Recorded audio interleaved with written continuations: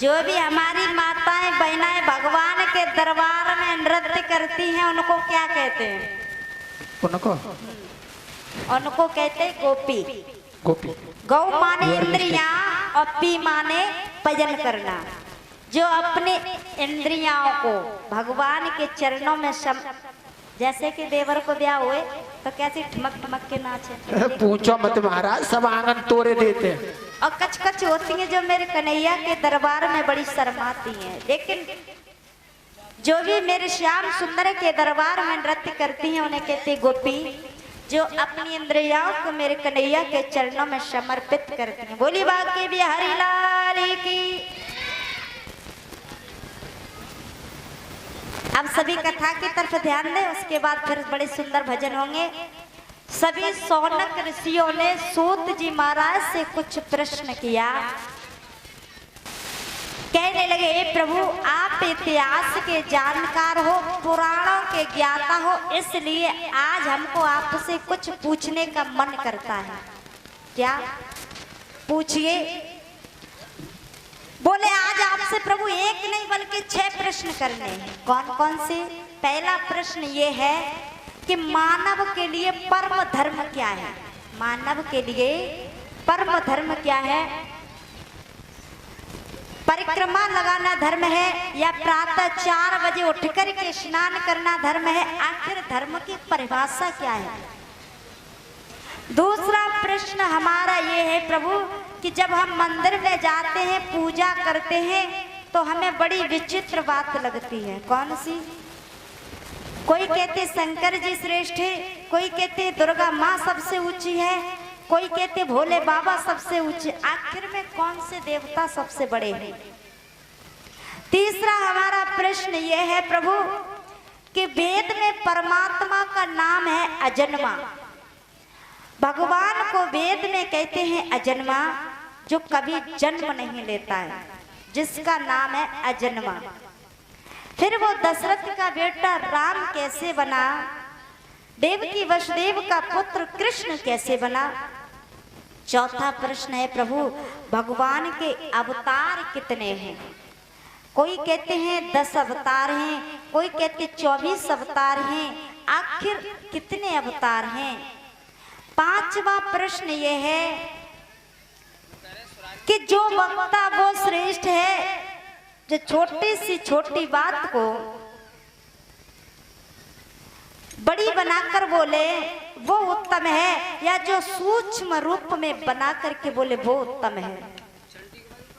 एक प्रश्न ये है प्रभु हमारा कि जब भगवान अपनी लीला को संपन्न करने के लिए आए थे, लीला को संपन्न करने के लिए कन्हैया ने अवतार लिया। अवतार लेते समय गोविंद ने कहा कि हम पृथ्वी का भार उतारेंगे, क्योंकि स्वयं भगवान कन्हैया ने गीता में लिखा है कि यदा यदा हि धर्मस्य गिलान भवति भारतः।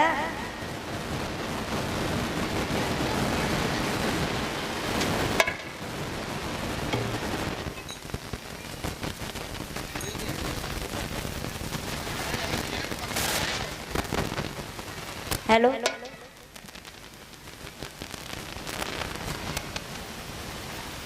कहा कि यदा यदा हि धर्मस्य गिलान भवति भारतः धर्म संस्थापनार्थाय संभवामि युगे युगे। मैं धर्म की स्थापना करने के लिए युग युग में अवतार लेता हूँ, ये कृष्ण ने कहा था। यदि प्रभु की बात पर विश्वास करें कि भगवान धर्म की स्थापना करने के लिए अवतार लेते हैं, तो भगवान कन्हैया लीला को संपन्न करके जब चले गए तो धर्म तो अकेला रह गया होगा। और जब वो अकेला रह गया प्रभु, फिर वो किसकी शरण में गया? कृपा करके आप हमारे इन 6 प्रश्नों का उत्तर दे दो। श्री सूत जी महाराज बोले, हे शौनक ऋषियों, आज आपने बड़े ही उत्तम प्रश्न किए हैं और प्रश्नों को सुनकर के बड़े ही गदगद हो गए। लेकिन कहा हे ऋषियों, आपके इन 6 प्रश्नों का उत्तर देने से पहले मैं आपसे कुछ कहना चाहता हूँ। क्या?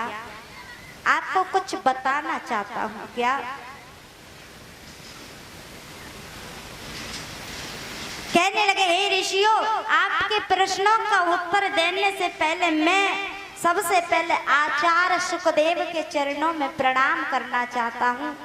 सुखदेव का जीवन इतना महत्वपूर्ण था, इतना महत्वपूर्ण है, इतना आदर्श चरित्र भला किसका होगा। 12 वर्ष तक सुखदेव ने मात्र गर्भ में वास किया।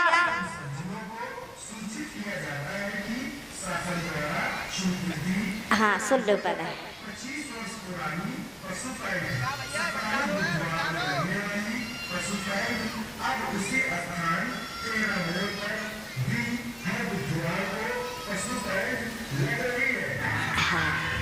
इतना विचित्र संत है। 12 वर्ष तब सुखदेव जी ने मात्र गर्भ में वास किया। गोलोक धाम में राधा रानी की गोद में सुखदेव जी क्रीड़ा करते हैं। तो एक दिन राधा रानी ने सुखदेव से कहा, बेटा सुखदेव, तुम संसार में जाओ और जन जन में धर्म का प्रचार प्रसार करो। तो सुखदेव ने कहा, माता, संसार में जाते ही माया मुझे पकड़ लेगी और जो मैं आपके नाम की माला फेरता हूँ वो भी छूट जाएगी। राधा रानी ने कहा, तुम चिंता न करो, मैं तुम्हें वचन देती हूँ, तुम पर माया का कोई असर नहीं पड़ेगा। वही आदरणीय सुखदेव जी तोते का रूप लेकर के गोलोक धाम में किशोरी राधा की गोद में जो खेलते थे, आज मृत्यु लोक में आए।